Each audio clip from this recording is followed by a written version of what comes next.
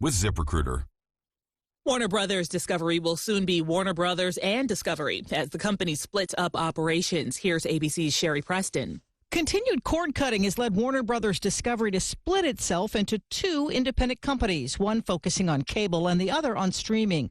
On the streaming side will be HBO, HBO Max, Warner Brothers Television and Motion Picture Group, and DC Studios. The cable company will include CNN, TNT Sports, Discovery, and digital products like Discovery Plus and Bleacher Report. Soul music giant Sly Stone has died at the age of 82. We take a look back at the music legend's life.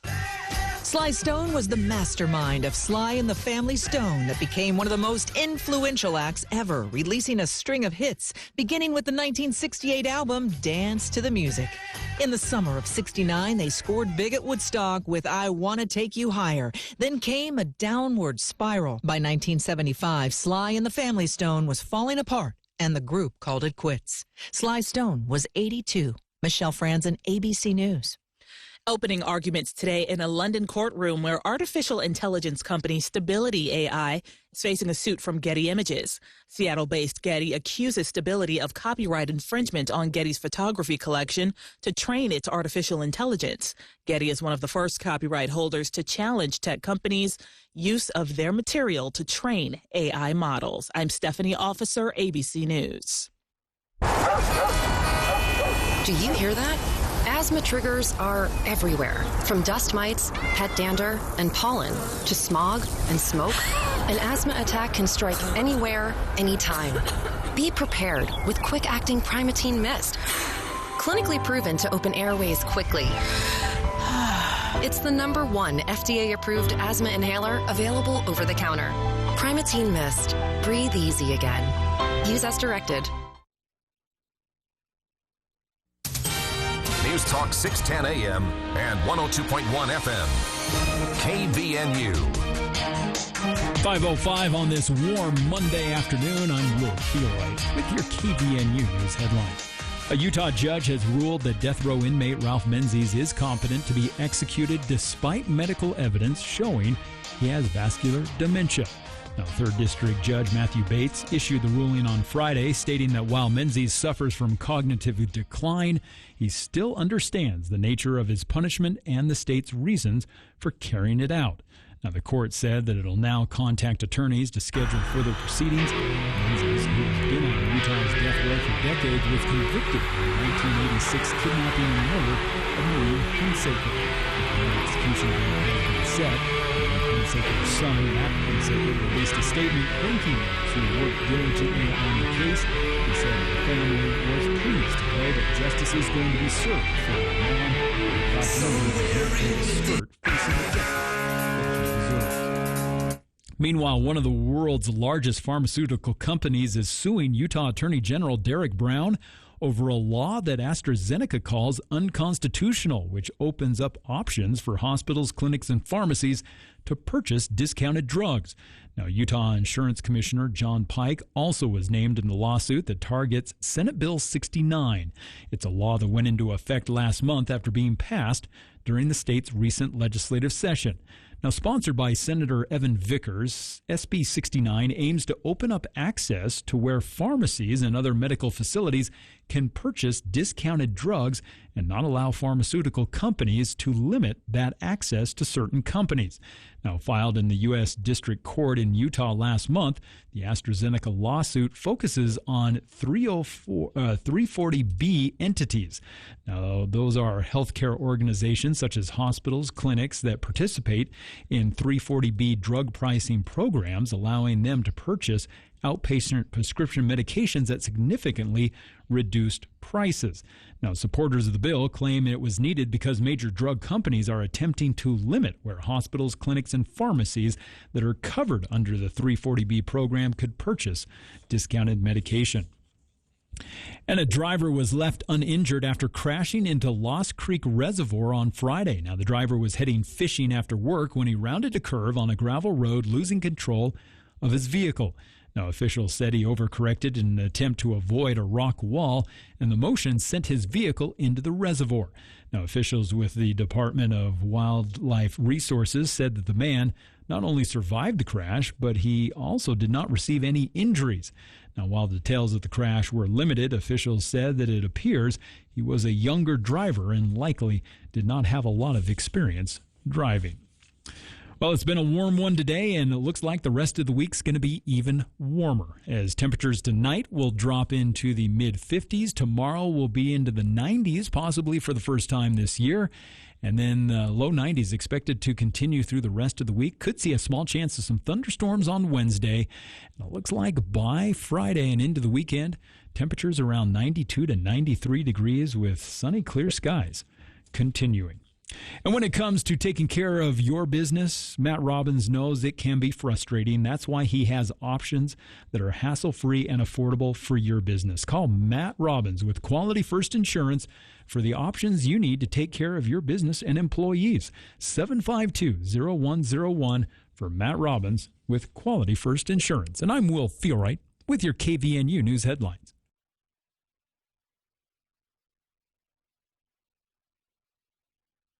Once again, you'll be able to hear the reason for their laughter and understand conversations. Dr. Paul Danes will customize a hearing improvement program to meet your unique requirements, whatever they are. Call Dr. Danes for an appointment at 753-HERE and let him show you how. Bring back what you've been missing. Bring back Cache Valley Hearing and Audiology.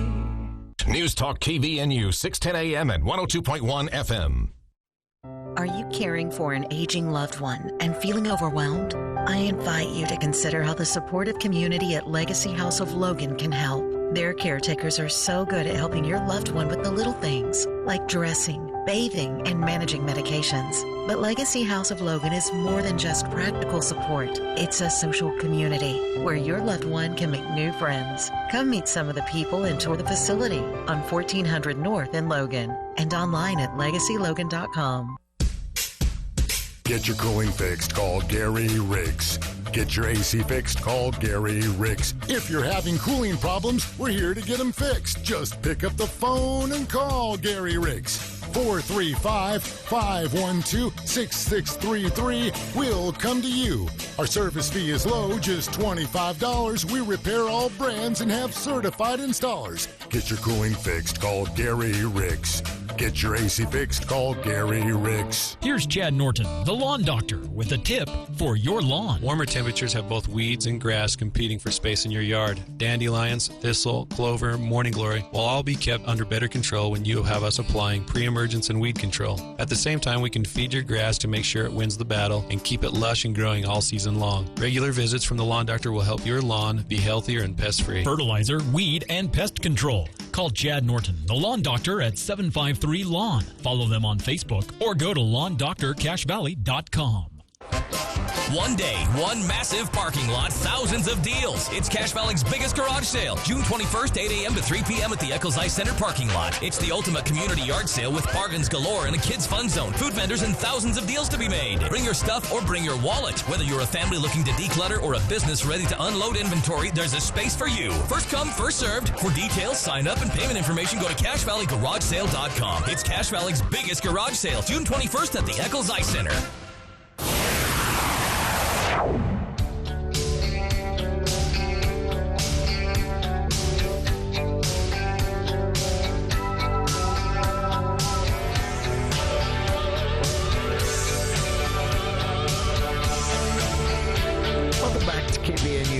For the people.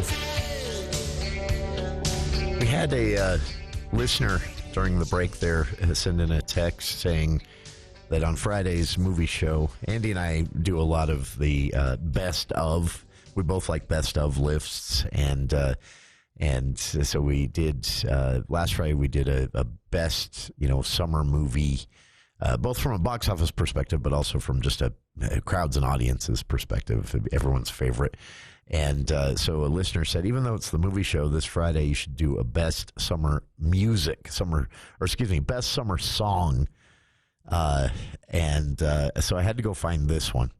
And to me, this is honestly, I don't know why. There is not a song ever that I hear, and I think I first heard this in middle school, that makes me think of summer and the Cache County Fair, and yeah. Anyway, So there's my favorite summer song. Well, I guess it's not my favorite summer song. It's just the song that anytime I hear Def Leppard's Hysteria, I think of being young and off for the summer and trying to pretend school wasn't coming back in right around the corner. So if you have one you want to suggest for the movie show, I'll throw it out to Andy as an idea that we can do best summer song. But we would have to have a movie angle. So we'll have to do best summer song from a movie soundtrack on Friday. But yeah, I'll talk to Andy and see if we can make that happen. Just for you, Rich, since you asked so nicely. Rich also had something else to say. Piggybacking on our interview with Chad at the end of last hour, if you missed that, we spoke with a friend of the show, Chad Saunders. Chad works in radio in the Salt Lake market. And Chad's wife, 7 years ago, was diagnosed with leukemia. It was very serious, and there was great concern, of course, for her life. And she's been lucky. She made a recovery, and it looks like it looks like there has been a kind of an inspiration from them on this to do something with their experience. And then Chad and Michelle decided to not go small. So I've linked to it on our Facebook page, but it is helpmichelle.com, and they have until June 13th to meet their fundraising goal. And their fundraising goal is $50,000, believe it or not, for the Leukemia and Lymphoma Society. So helpmichelle.com was set up to take you directly to the LLS website donation page, but you can also just visit the website for the Leukemia and Lymphoma Society if you want to read more about them first. But as Chad said, that was, a key to he and his wife making both physical and mental recoveries from their experience together, from her treatment, of course, and her experience in the hospital where they helped, but also Chad and the kids at home. And for example, he told the story of being told, okay, when she comes home, that house is going to need to be, sanitized. That has to be the cleanest home ever for her first few weeks at home. She cannot afford to get sick with a cold or anything right now. And Chad told us last hour, I didn't know how to do that. And the Leukemia and Lymphoma Society, they were able to connect them with resources to actually get somebody in to do that, to clean it as well as it needed to be cleaned for her safety when she came home after a bone marrow transplant. So on the 7th year anniversary of the bone marrow transplant and her recovery eventually afterwards from leukemia, Chad and Michelle are fundraising for the Leukemia and Lymphoma Society again with a goal of $50,000 by June 13th, this Friday. So visit helpmichelle.com to help. Rich wasn't just calling to suggest that we talk music on the movie show this Friday instead of movies.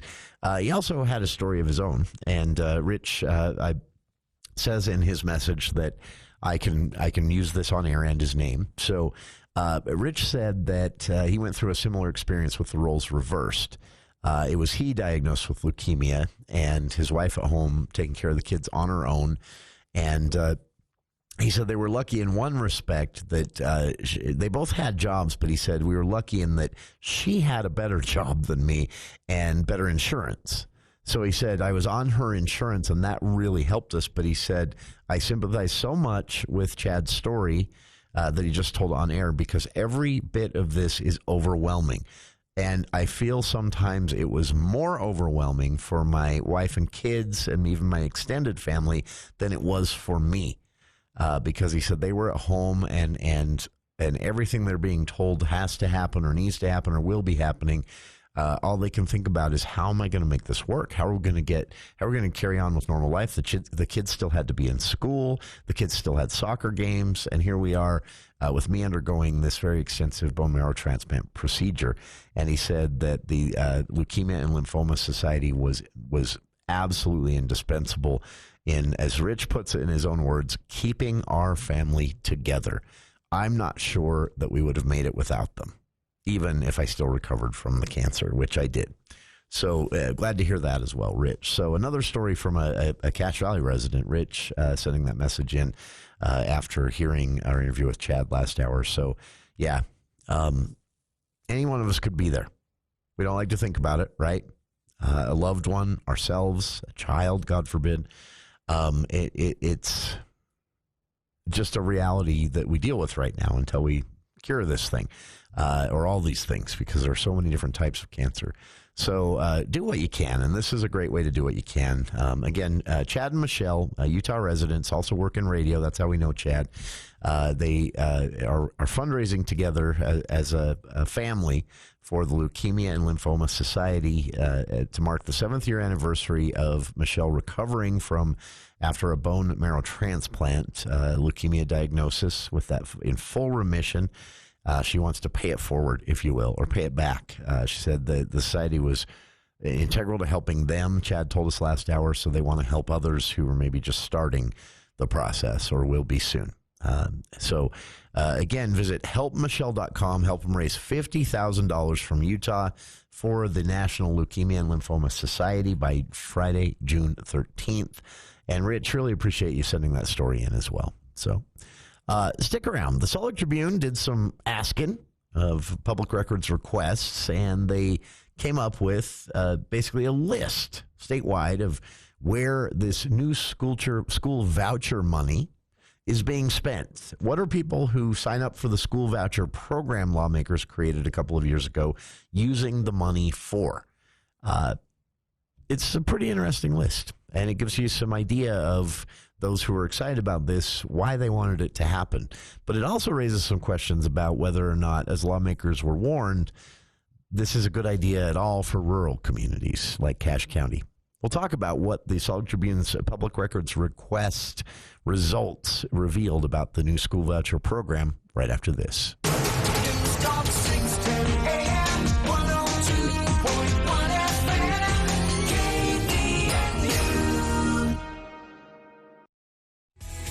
Mountain Valley Heating and Air Conditioning wants to help Cache Valley feel the love. Mountain Valley Heating and Air is giving away 5 fully installed heating and air conditioning units free of charge. Go to mountainvalleyhvac.com and help make a difference one home at a time. That's mtnvalleyhvac.com. Nominate prior to September 1st, 2025. See website for all details.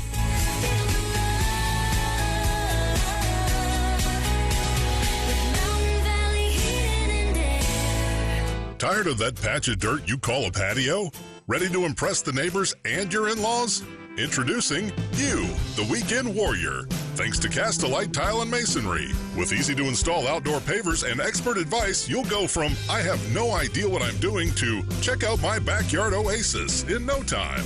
They'll teach you how to do it right without the head-scratching or YouTube rabbit holes. Cast-A-Light, go where the pros go. And now, where you go too.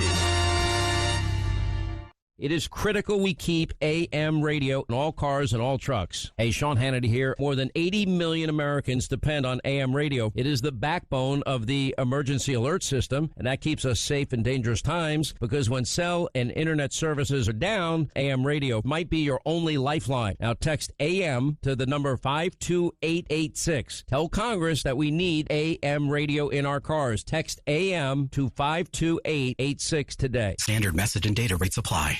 Hi, this is Gordon Deal. Tuesday on This Morning, America's First News. Eyes on Los Angeles due to the unrest over immigration enforcement and deportations, plus the war of words between political leaders. Also, shifting tariff policy means companies are putting on hold their hiring and investments. What do these moves mean for this summer? And the new perk from employers that might just ease some financial stress for parents. Tuesday on This Morning, America's First News. From 4 to 6 on News Talk KVNU, 610 AM and 102 FM. Your station for news and talk.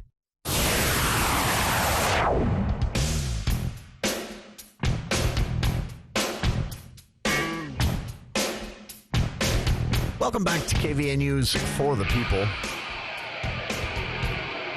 School voucher program here in Utah. Utah Fits All, they called it.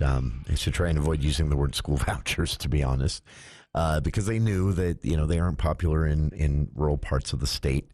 So lawmakers kind of shoved this through. It was a thorn in their side since 2007 when voters told them no when they first wanted to create a private school voucher program.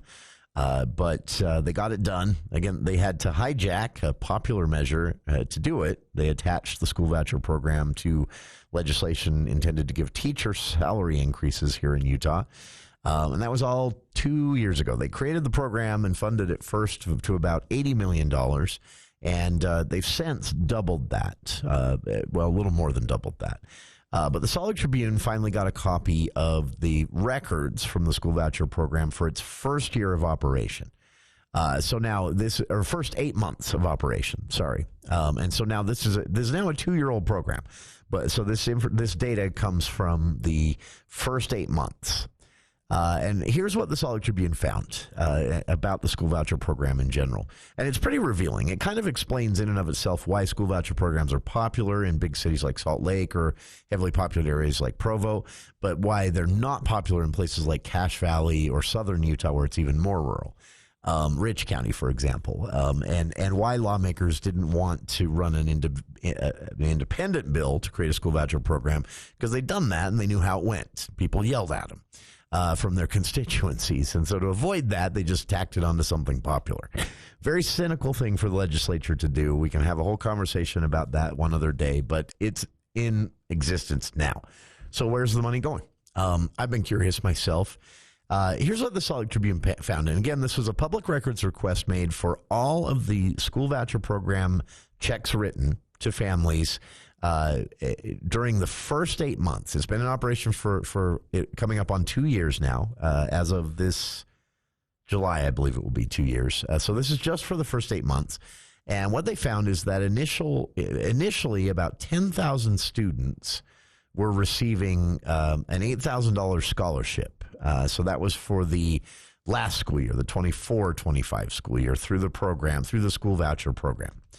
And the money can be spent on a broad range of educational expenses. I think that's good. I'm skeptical of school voucher programs because I don't think the data supports them as a good ideas. I think you should more figure out how to make public education work for more people.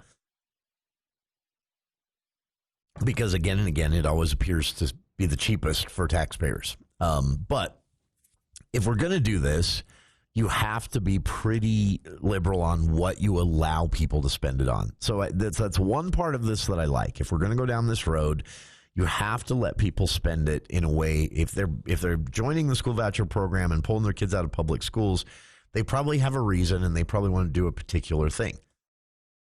Now, some of those things are kind of out there. So in the Salt Lake Tribune's public records request for the first 8 months of the school voucher program, heading into about to start its second year, a boat tour in Seattle, school voucher money was requested and given for that. A visit to a medieval castle in England, surf lessons in Hawaii, a meet and greet with the giant panda named Hua Mei, who was visiting the San Diego Zoo later last year. And those activities account for basically hundreds of taxpayer dollars that Utah parents spent through thousands of taxpayer dollars that Utah parents spent through the school voucher program in its first 8 months. Initially, again, about 10,000 students received an $8,000 scholarship for the 24-25 school year through the program. And the money could be spent on a lot of different expenses again. And the Tribune says their analysis of the first 8 months of expense records, which they got back in March, and they've been going through them since. They said their public records request results shows that collectively families over the course of the program's first 8 months used their funds on more than 7,300 different education vendors, which did include schools and even 2 businesses. The analysis of what in the end was about 200,000 transactions almost found that while parents spent close to $2 million of taxpayer money on activities and field trips for their homeschool kids, for their private school kids, whatever it might be, those did include trips out of state and overseas, and that most of the money went to private schools and academic institutions or online resources. Transactions from August 24 to March of 25 amounted to about $61 million out of the state budget for that program. And these were all approved by then running the organization, ACE Scholarships. They were first hired by the state to oversee it, and then their contract came up and they didn't want to renew it. but not all of its more than $80 million budget had been spent by the time the records the Tribune got were released. So there's more to this story, but the Tribune journalists who behind the story said they wanted to just kind of lay out how the money is being used, because lawmakers have that same question. And that's what they found. In the first 8 months, they found that after 2 months of going through the data, they sorted it into 6 major categories: academics and learning expenses, extracurricular expenses, field trips or outdoor recreation expenses, home classroom expenses, physical expenses for the home classroom setup, basically creating a home classroom, physical and health education, or other. And they said the largest chunk of money went to expenses that were categorized as academics and learning. That was about $36 million overall, about 60% of the money spent in 24-25 year. And most of that spending went to 114 different private schools, most of them in Salt Lake and Utah County, which received a combined $24.2 million, including nearly 2,200 payments that comprised a recipient's entire $8,000 scholarship through the school voucher program. Private schools also made up 14 of the top 25 vendors by spending amount. Online retailer Amazon accounted for the most of the money spent on a single vendor. $5.8 million of Utah school voucher money, 24-25 school year. $5.8 million of taxpayer money was spent on 51,000 Amazon transactions. Best Buy, Costco, and Walmart also were in the top 25 of online expenses with school voucher money. Now, I kind of get this. Maybe you're buying books. Maybe you're buying classroom supplies. Maybe you're buying a chalkboard to hang on the wall in the den. I mean, there are a lot of things that could justify that, but that's what the data found. Purchases through Amazon also bumped the overall spending category, other, that the Tribune came up with, into the second spot at another $8.8 million. And that category included subcategories like purchases at local brick and mortar thrift stores.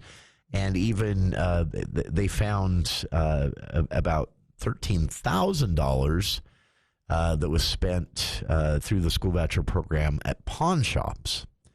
Now, I can only guess.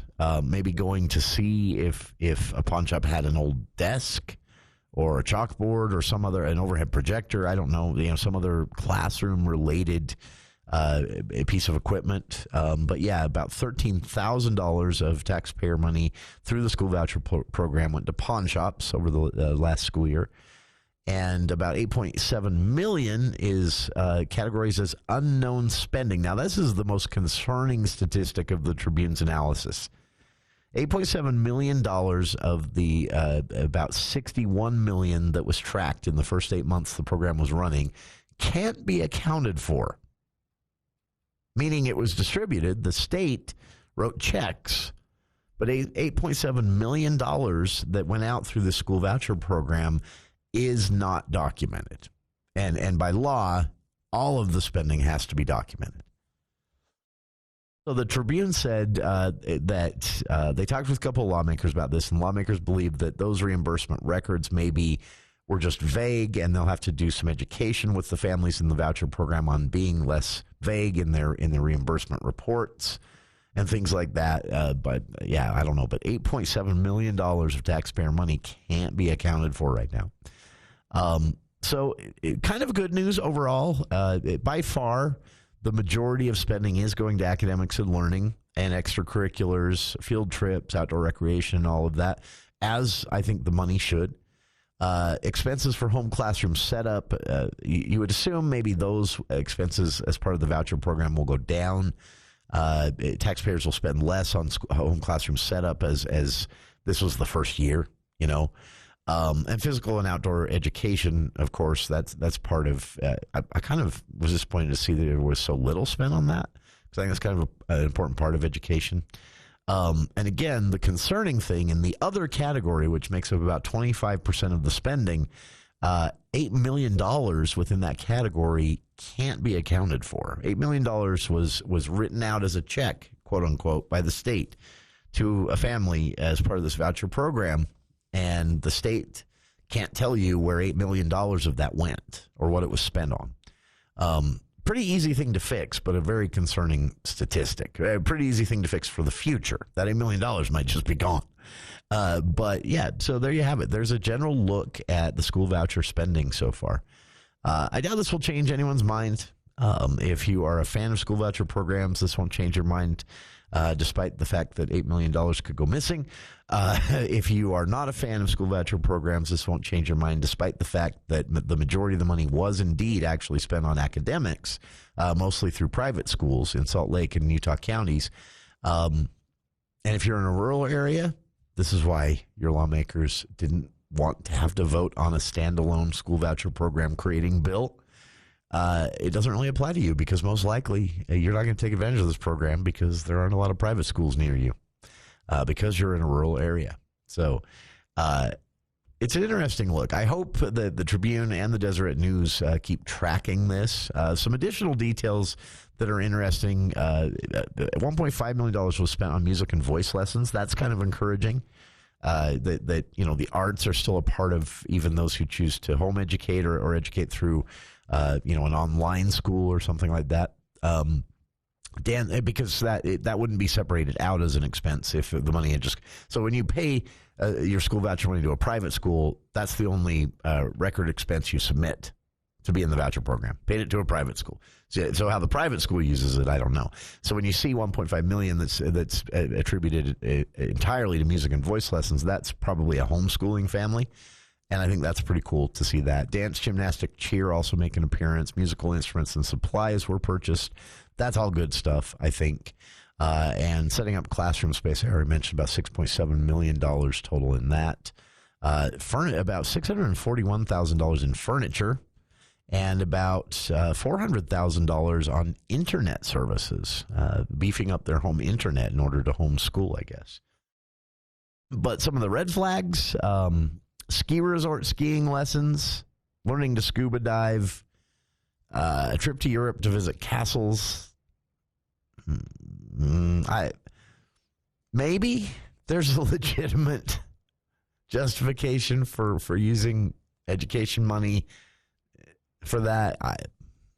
I'd be surprised if you could convince me that a trip to Europe to visit a castle was smart use of education funds.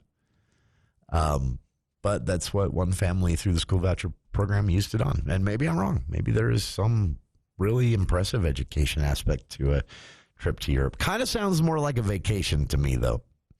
We'll be back with more of KVNU's For the People. Talk about Cache Valley Representative Jason Thompson's recent op-ed in the Deseret News, in which he very starkly lays it out. He said Utah has a school absenteeism problem, and it is not an education problem. This is a community problem, Thompson writes.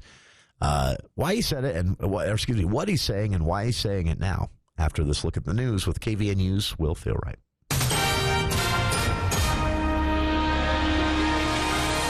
thank you, Jason. Phil Lyman has filed a federal lawsuit against Utah Lieutenant Governor Deidre Henderson, seeking access to voter registration data and arguing that Utah's law allowing voters to make their information private runs afoul of federal law.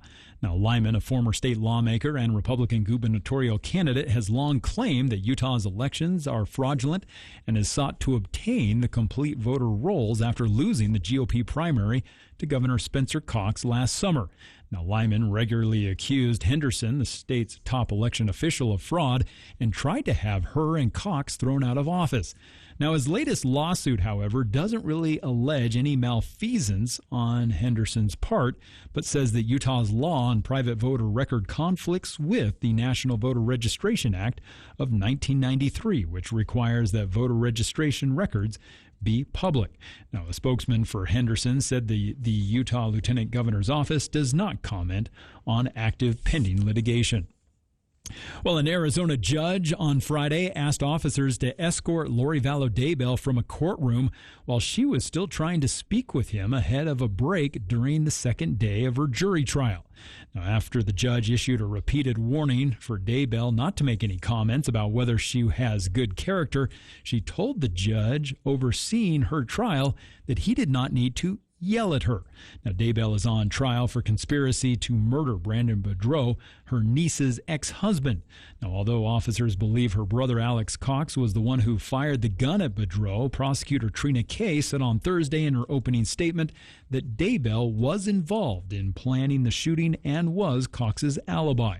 Now, Daybell's accusations that the judge was yelling came after he had warned her that information she was bringing up could lead him to allow prosecutors to question witnesses about her previous convictions, thereby allowing jurors to see rebutting character evidence. And a heavily armed suspect wanted for aggravated kidnapping was safely taken into custody in Carbon County. Now, the suspect was identified as Rogelio Bustos. He faces additional charges now of aggravated burglary and aggravated assault. Officials with the Price City Police Department said that Bustos was wanted for an incident that had happened on Thursday. Now, details about exactly what happened and the identity of the victim were not released. However, officers from several law enforcement agencies as far away as Lehigh responded to assist, with Bustos being captured Friday night.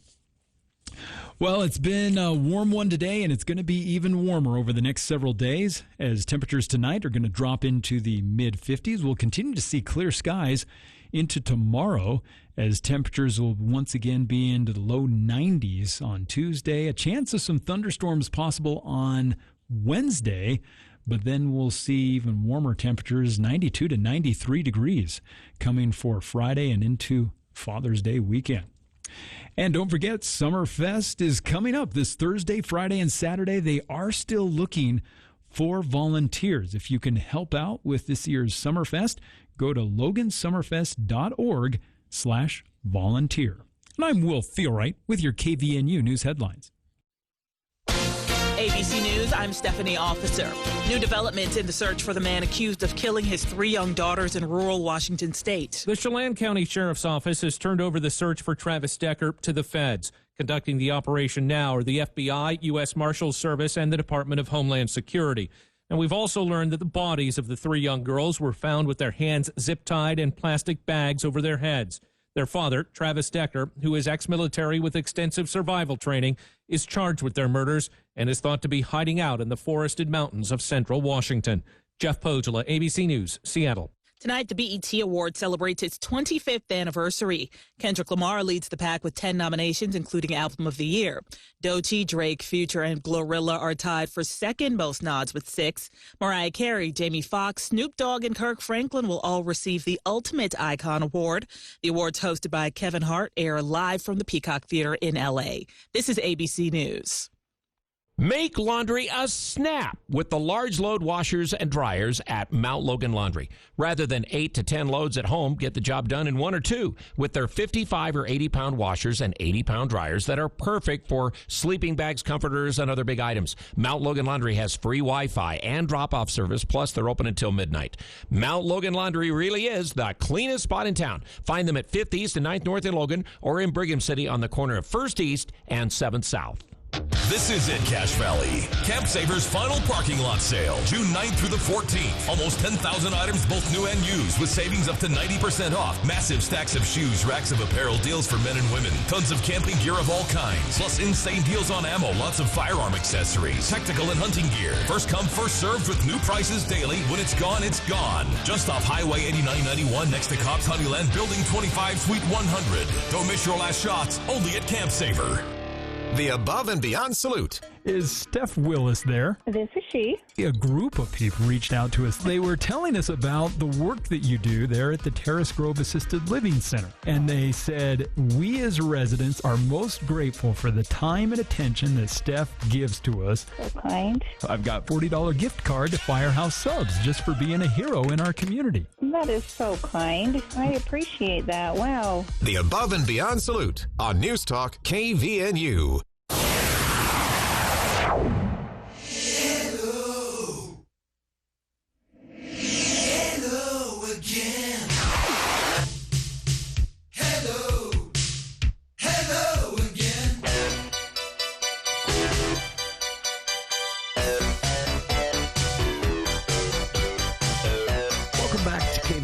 News for the people.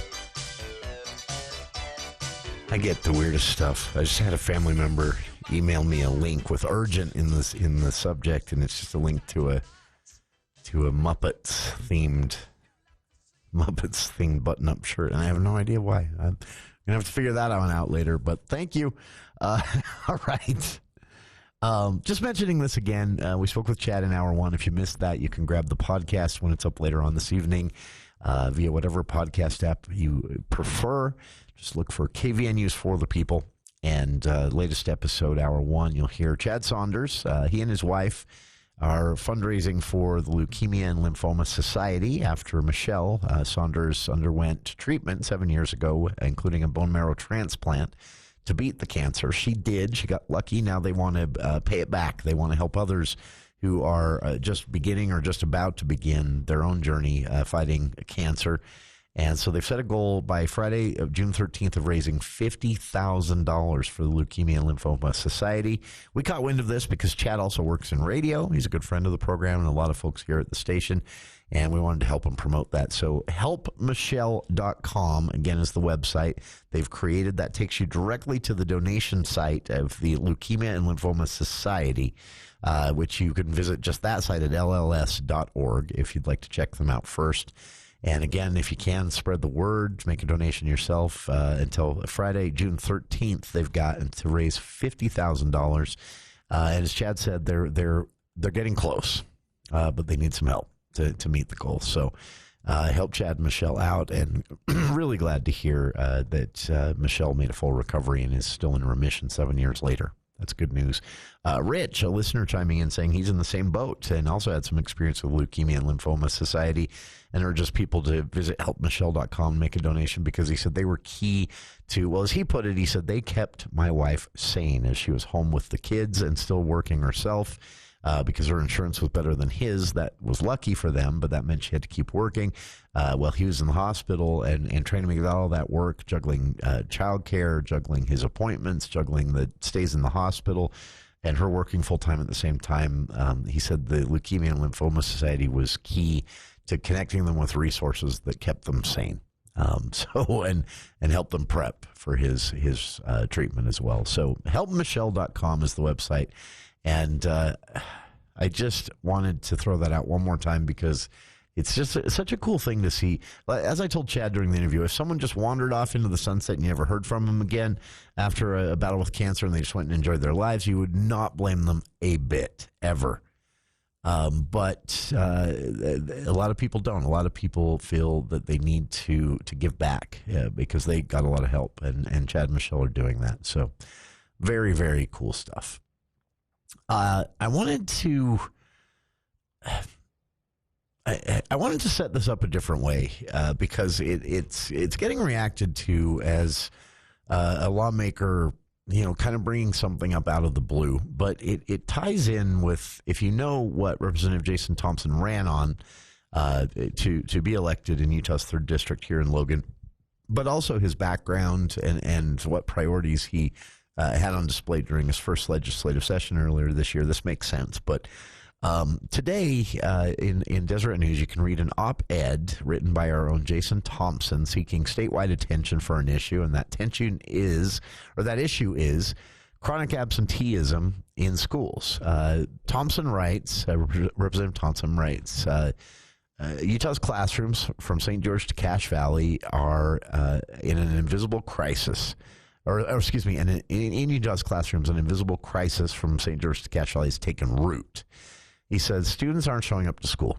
In the wake of the pandemic, chronic absenteeism spiked to unprecedented levels, and it's come back down some, but it never came back down entirely, and it was high before the pandemic, too, or higher in the last decade before the pandemic.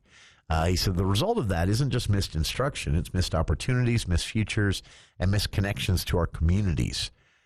He says the point he's trying to make here is that people tend to see this as an education issue, something that should be handled solely by teachers and administrators. But he said we have to understand that kids slipping through the cracks, that's a community issue. He said roughly 1 in 5 students now meets the threshold here in Utah for chronic absenteeism. That's defined as missing more than 10% of the school year. That's about 18 full days of instruction.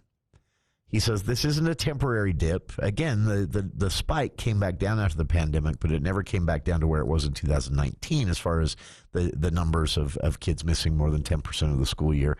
And he said that number itself in 2019 had been higher than it was the decade before. So it's creeping up each and every year here in Utah. And he said this is a structural issue that threatens long-term education and workforce readiness. And he said, most important to him, it threatens civic health.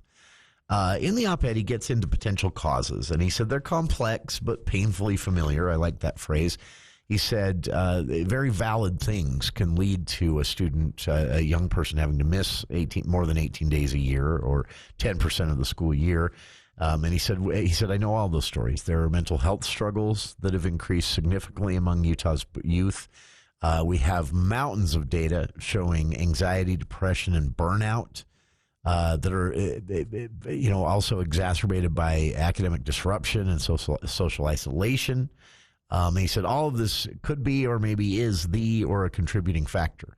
He points out as well there are economic pressures that weigh heavily on families. He says here in Cache Valley and in all of rural Utah, limited access to transportation or reliable child care options can make the everyday logistics of getting a child's education a nightmare. He said, it's here in Cache Valley that can happen to a lot of families, and that becomes a barrier to attendance.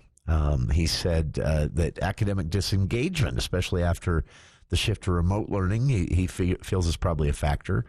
But he said most concerning to him is he believes there's a bit of a cultural shift in how some families are viewing the importance of schooling.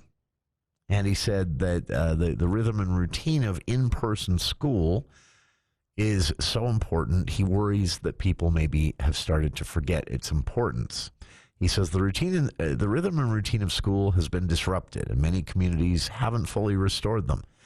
And he said these aren't problems teachers and administrators at schools can fix on their own. He said this is a community problem, and it's going to require a community solution. It's a really interesting read. I'd recommend everyone click the link I've posted on our Facebook page. You can also find it on the front page of the Deseret News today in their opinion section, at least front page, written by Representative Jason Thompson from our own 3rd District here in Logan.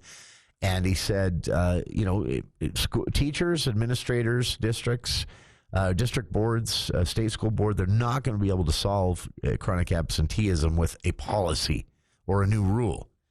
He said this is a community problem requiring a community solution. And as far as solutions go, he said, we often talk about education in terms of curriculum, testing, funding. None of it matters if students aren't in class taking advantage. Chronic absenteeism is one of the clearest predictors of academic decline as well. The most reliable way to predict someone dropping out of high school before graduating is a rise in their a decline in their attendance.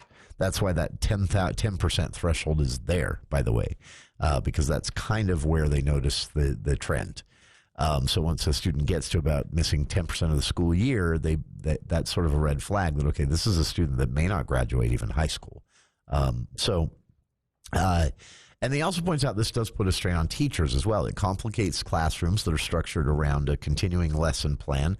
But if you have, 5 kids missing every day, and you're catching them up the next day on an ongoing basis, that's disruptive for the other students. He says where every student counts and community cohesion is strong, absenteeism doesn't just affect schools, it also weakens our shared future. He said the stakes are especially high in Utah with strong-knit families and tight-knit communities, and we're seeing more and more kids slipping through the cracks. Well, those kids are going to become adults, and they're going to have to do something with their lives. He said this isn't a challenge that can be solved by state policy either. He said we need local, community-based responses starting now. Faith groups, nonprofits, local employers, business leaders, and, of course, teachers and administrators at schools, mentorship, a family and extended family, parents and neighbors. He said we can all play an active role in encouraging daily attendance, reinforcing the value of education, not by policing each other. That's not what he's suggesting here. What he says is local officials can prioritize funding for after-school programs and student wellness and attendance outreach teams. Community leaders and media outlets can help reframe the conversation. This is not about punishing kids for missing school. It's about making sure they don't miss out on the opportunity for connection and belonging in the classroom in person. He said, let's make school a place where students want to be, not just for grades and their future, but for their own growth, purpose, and community. And he wraps up saying, hope begins at home. He said, we don't wait for Washington to solve our problems. We come together, roll up our sleeves, and take care of our own. Tackling absenteeism will require that same spirit, especially in close-knit communities here in Cache County, but also throughout the rest of the state. Community strength is one of our greatest assets. It's a really, I've skimmed it and I've gotten the meat of it, but you really should go read it word for word. An op-ed today in the Deseret News opinion section from our own Representative Jason Thompson saying absenteeism won't be solved by a district policy, a school policy, or even state policy. He said the rise in chronic absenteeism is serious, it's severe, and it means the future for a lot of people is at stake, and a lot of our communities is at stake. But he said everybody is going to have to work together to solve this one. He says chronic absenteeism is a community issue. It makes you realize that, yes, all of this is connected, and yes, again, he's not suggesting we police each other, that we narc on a neighbor who's not sending their kids. I don't think their kid's really sick today, and yet he's home in the backyard. Nothing like that. What he's saying is we need to change the conversation around education, around schools, and remember that it's not just about grades and passing the test and a high school diploma even. That's important, but he said this is about connection, belonging, and being a part of a community. So showing students and parents that they matter is something that communities and the state legislature maybe need to do a better job of. Really great op-ed. I've skimmed it to get the meat of it, but I recommend you go read the whole thing word for word. Representative Jason Thompson from here in Cache Valley, Utah's 3rd House District, Logan City District, in the Deseret News today. Chronic absenteeism is a community issue. And we'll be back with more of For the People right after this.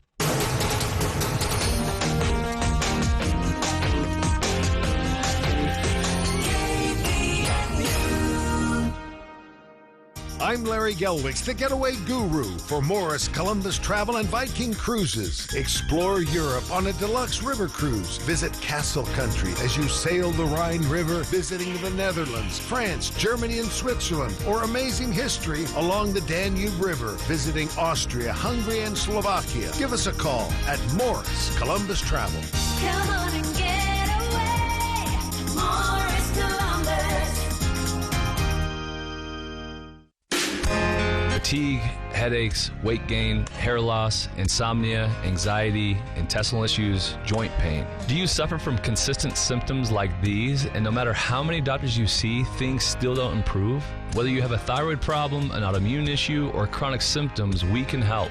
We do complex medical testing and blood work to find the mechanisms driving your symptoms. And then we create a plan to improve each one while we teach you the tools to stay on top of your health. We've been helping patients just like you for almost 14 years now. We see patients from all over the world, and we have an office in St. George, Logan, Salt Lake, Farmington, and Springville. You aren't crazy, you aren't lazy. It's not just because you're getting older, and these symptoms are not normal. No matter what symptoms you have, you shouldn't feel this way, and we can help. Don't accept Band-Aid answers. Call Red River Health and Wellness at 855-55-RIVER. Call Red River today. One smile is great, but one smile in a community of smiles is so much better. Smile Train celebrates the cleft lip and palate community by empowering medical professionals in over 70 countries to perform essential cleft care in their local communities. Learn how Smile Train is helping the cleft lip and palate community at smiletrain.org/learn. Smile Train, changing the world one smile at a time. Tuesday edition Clay Travis, Buck Sexton Show will be rolling with you from our Washington, D.C. studios. Lots to discuss what's the latest in Los Angeles, but where we are in D.C., what is the latest with the big, beautiful bill as it continues to move through the United States Senate? We will break all that down for you. Buck and I in studio in D.C. You won't want to miss it. Tuesday edition. Come hang. 10 to 1 on News Talk KVNU, 102 FM and 610 AM.